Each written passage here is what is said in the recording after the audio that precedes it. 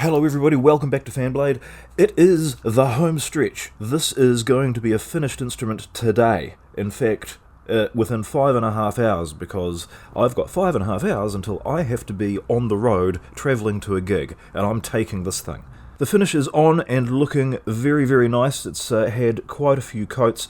There's a bit of that white residue that sort of superglue sometimes gets when it sets. You get sort of the fumes and everything kind of settle out of the air, and they settle onto whatever surfaces you have lying around. That's why I normally have the fan going. But when you're using so much of it like this, it just gets everywhere. It's all over the fretboard. So that'll all need to be cleaned up. But that's what the point of this is. I'm going to clean all this up, make it look nice, put it all together, and then we're going to play some music on it, because that's the entire point. I'm going to start with some 400 grit, very lightly, just to take the bumps off. I don't want to remove too much material, because otherwise you risk sort of burning through to the bare wood, and we do not want that at this stage. So lightly with the 400, then I'll come in a little bit heavier with the 600, super light with the 800, and just barely touch it with 1000 grit. Then I'll use some synthetic steel wool. And then finally some peak polish. This is not toothpaste, do not eat it. And yeah, this is going to be good. Right, start the clock.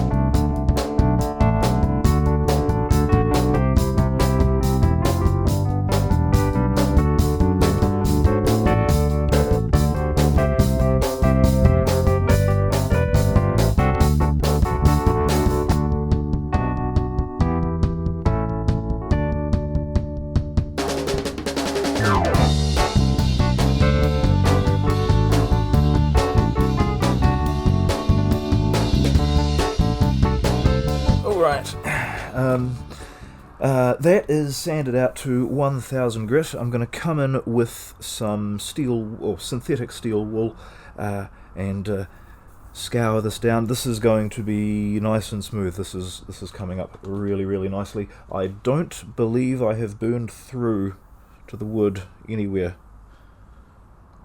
That bit's looking a little bit thin, but I think it's okay. I'm also going to use this on the fingerboard, just to get that cleaned up, and then of course we'll come in with the polish and we'll make everything good and shiny, except I'm not going to use the polish on the back of the neck. The steel wool will give that a satin sheen, which is just really, really comfy to play. I don't want to polish that off. So that's where we're up to. That's what's happening.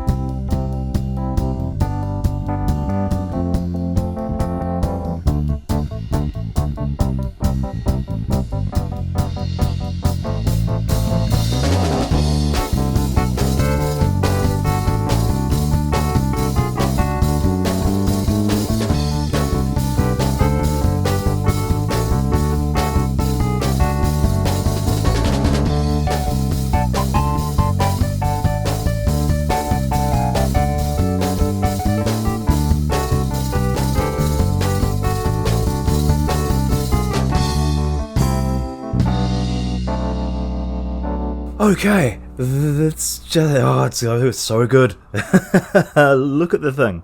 Look at the thing. I'm trying not to get my grubby fingerprints all over it. I've had a look at the time. Realistically, if I want to be at the gig at 7:30, I have to start getting ready for it, have a shower and stuff about 5:30. So that gives me 2 hours and 5 minutes. Go.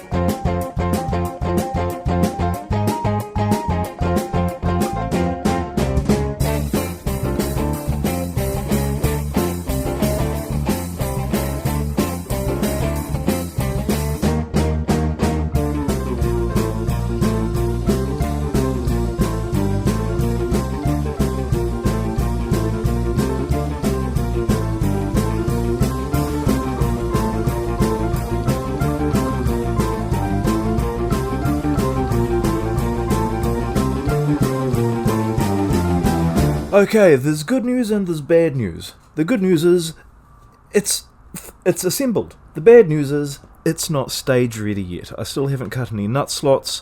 I also, and I've only just realised this, I haven't cut any access through the veneer to get to the truss rod to set it up properly. The bridges are holding up nicely. They do not appear to be moving around. They are very, very solidly in there. And now I can see exactly, they are a little bit big. I could probably shrink them just slightly, or I could just put the slots where they are supposed to be, which is right where they are sitting now. So now I know that. I have plugged it in. I've got a little lamp down there, and there's a problem. It's alive. It works. It actually sounds really good, except for the D string. Observe.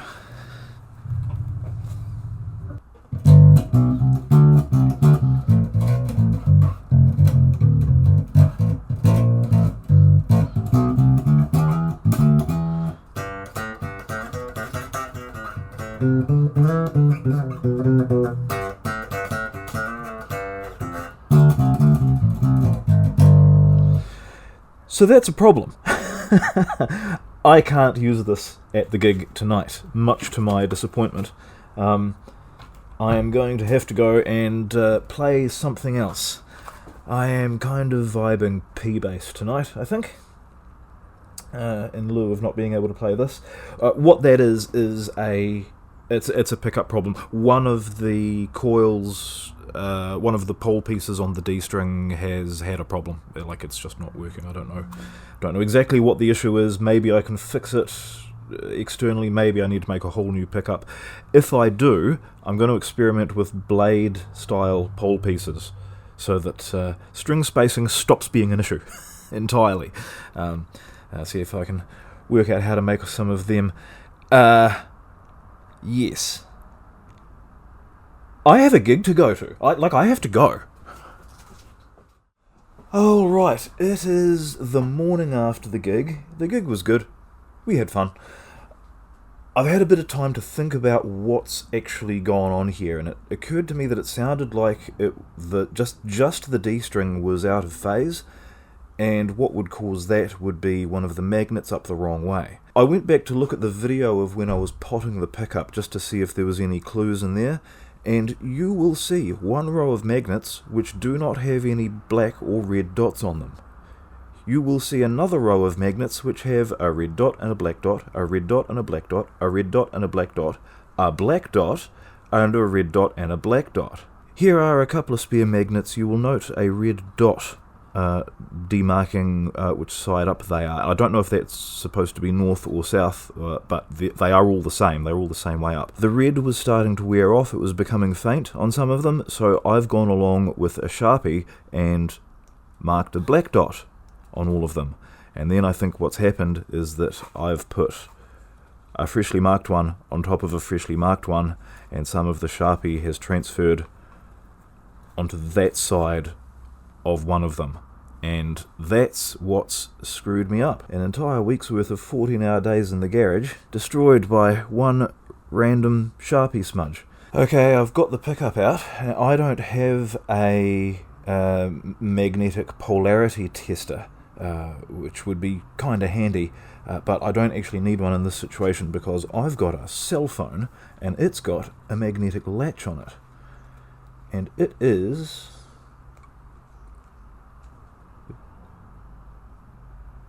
okay, it is being repelled by everything on that side.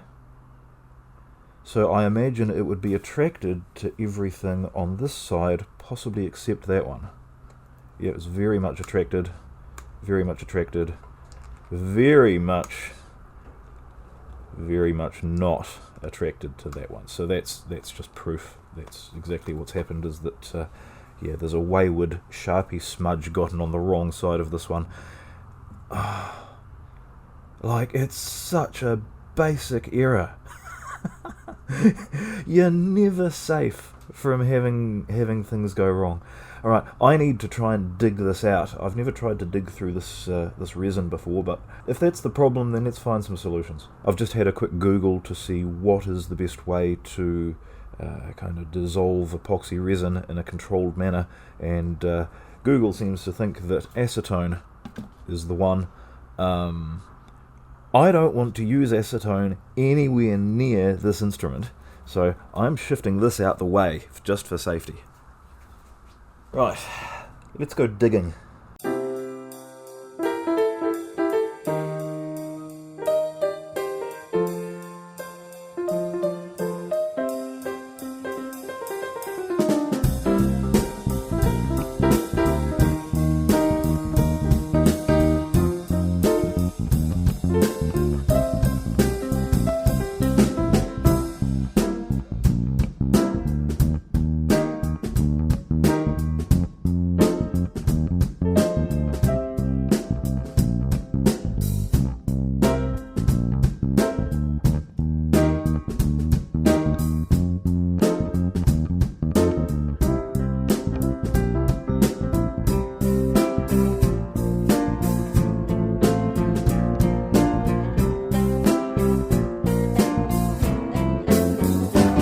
Here we go. Right. I would be willing to bet a large amount of someone else's money that we're going to see a red and a black dot underneath there. No. Well, I'm glad I was betting with someone else's money. Right, the point... Oh! No, it is!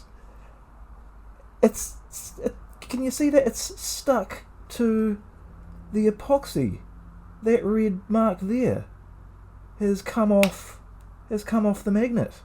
Right, I'm going to stick that magnet on the correct way up. Let's just check that.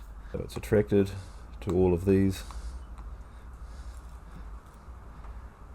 and it's hovering over all of those. Okay, right. Problem sorted. Let's glue that one down, and then we'll put the rest of the base back together.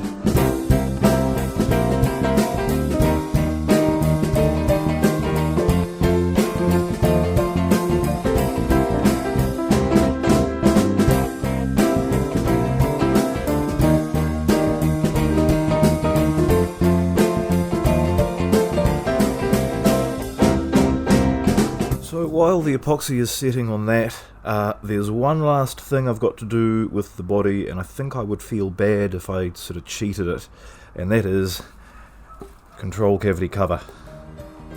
I'm going to recess that.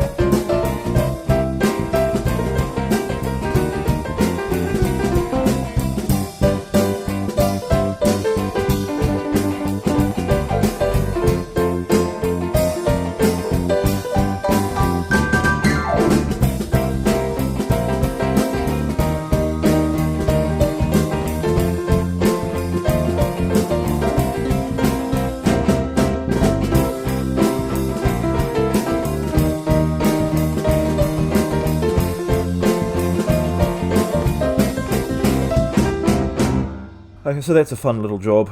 I just thought I'd do that just because I felt like I needed a win. Now I can put the rest of the electronics back in, put everything together, and then we can work on the setup, because that's actually, there's going to be quite a lot of setup to do, especially with working out those bridge pieces, but yeah, there's no time pressure on me today, so I am going to get this thing finished today, and hopefully in fine style too. Okay, the electronics are back in. I can tell you that trying to do any kind of electrical work in such a tiny little control cavity, no damn fun. I do not recommend that. But the good news is, I found a black knob. Is it going to function?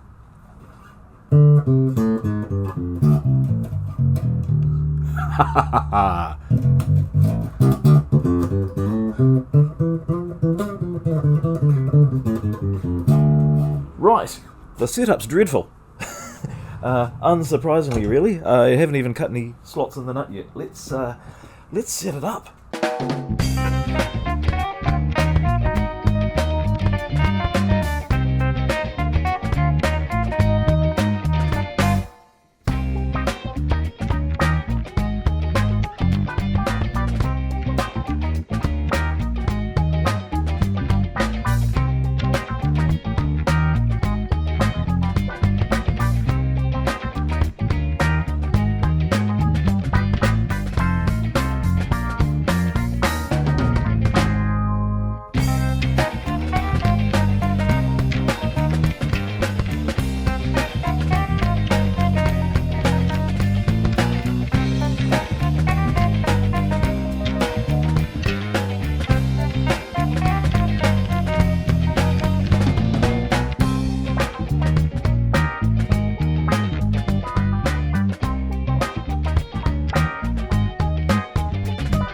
And finally, at long last, we come to setting up the bridge.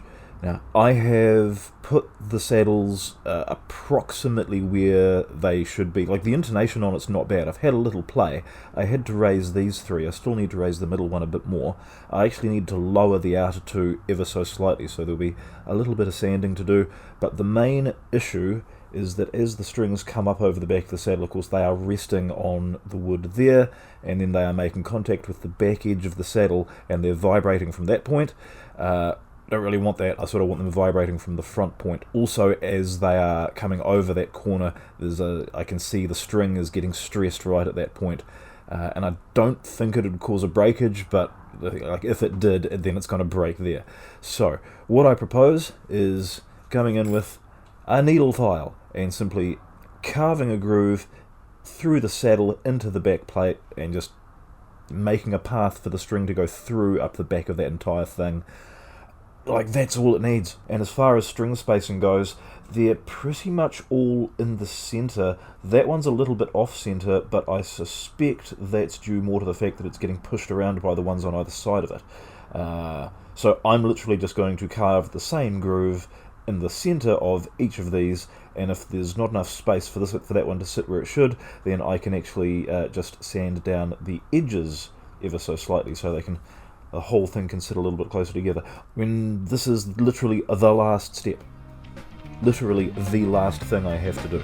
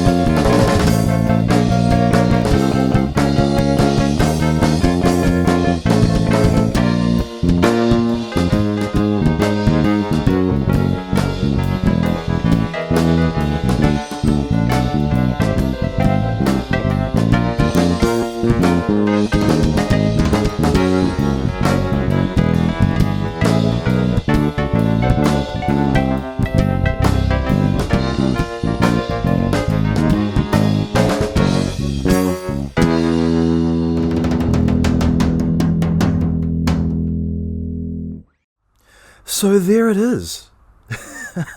The bridge pickup vibe is strong with this one. Unsurprising, really.